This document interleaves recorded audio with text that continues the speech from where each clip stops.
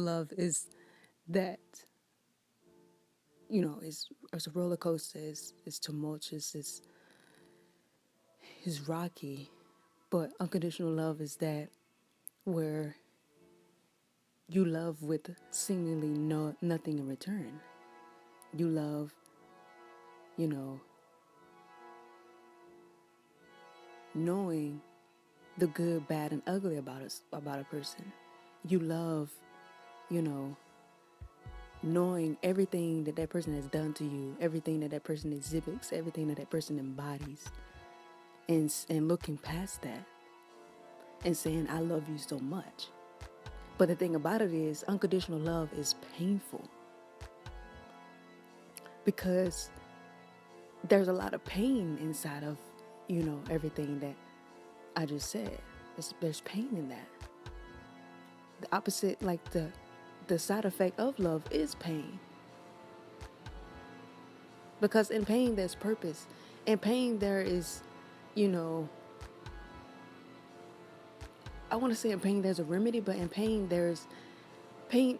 Pain is it's an interesting concept, but I'm getting into another theory, and I don't need to get into another theory. Like I need to just chill and just focus on this unconditional love theory. But what just came to mind and said and made me want to record is that, like, unconditional love is painful because even if you know everything that that person exhibits, everything that that person embodies, you know they're good, they're bad, and they're ugly.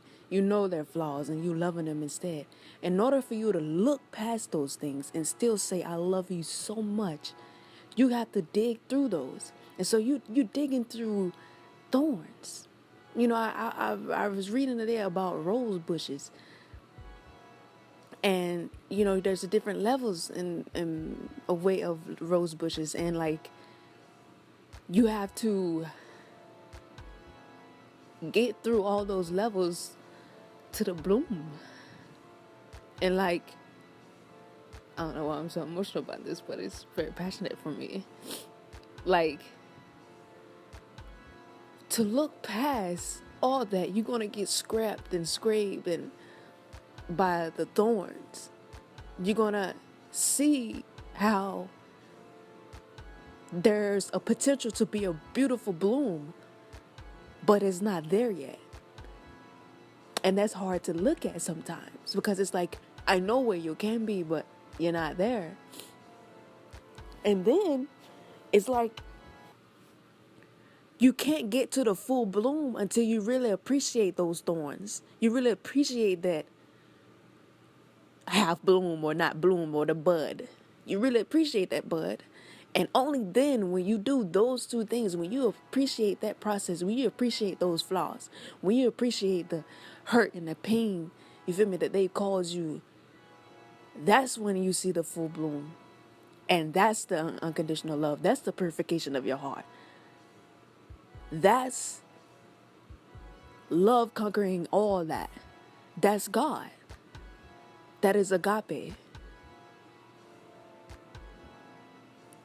Life is interesting, and I'm just going to keep living life.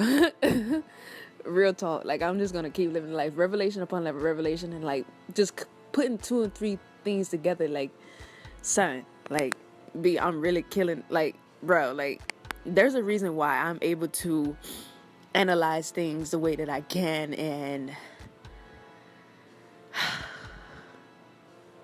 yeah. And I have to add that, like, this is with every person, especially everyone that you love, because it happens. It's a part of every relationship, because a lot of relationships that we have, they are very conditional. We operate in conditioned love and conditional love, whatever way you want to phrase it, just to keep things cordial, just to keep things okay, just to keep things, you feel me, nice, because if not, it calls us to deal with the true realities of who we are. And a lot of times, not everyone has figured it out for themselves. So how can you come together and figure it out?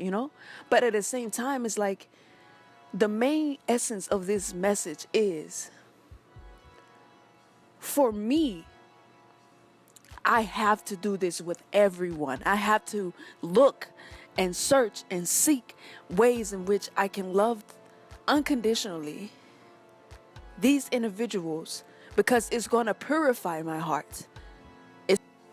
Had I not read that portion today in the book about the roses, I would not have had the understanding that I have right now. Like,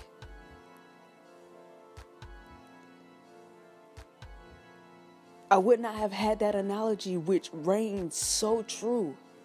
It reigns so true and is so appropriate for an analogy for unconditional love.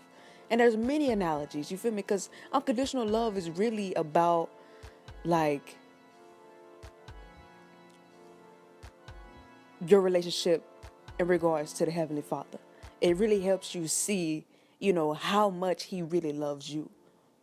Because if you can love someone unconditionally out here in this world, and you know how grand of a feeling that is, just imagine how much more He feels for you and everyone else. And you can testify to that. You can share that. And when somebody see that in your eyes and your emotions and your movement and the way you live, that's kingdom rejoice right there. And like,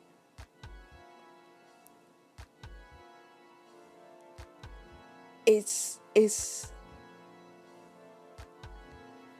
if I had not read that part, I would not have had the understanding that I have now.